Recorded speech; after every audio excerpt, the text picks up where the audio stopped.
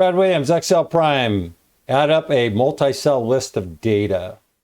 Well, on the surface, it looks really straightforward and simple, and well, there is a little trickery involved here. And that is, let me just back up here. We have a list of information, inventory. We want to do what?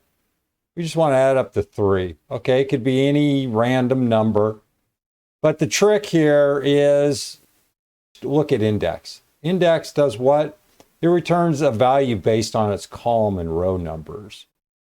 What happens if we just go in and look at inventory 918 without this other stuff? For example, if we just look at this right here, we're going to get, if we try to sum this, we're going to get 27. When we want to count 1, 2, and 3, we want the first 3. This is what the 1, 2, 3 represents. If we throw in this sum here and close this off, enter, we get a 5. This is very, very important here, and it really comes down to the version, whatever Excel version you're using. If you're using an older version, you're going to be forced to use this. You're going to have to use this old school method, all right? Otherwise, you can use very simple sum. Just throw a sum in front of index inventory. It's going to sum these 3. I just put a sum in here. We get this number, but that's the old school way. Let me show you what I did, and this is difficult in newer versions of Excel. In order to put the Control-Shift-Enter, the only way to do this, it has to be a single cell. You can't go right or left. You really have to, you have to fake out Excel on this one. You have to actually be entering data.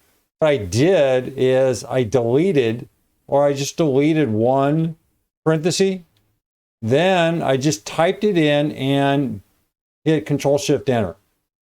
What happens if you use this approach here, you're going to get 23. You're going to get this 23. It's just going up here.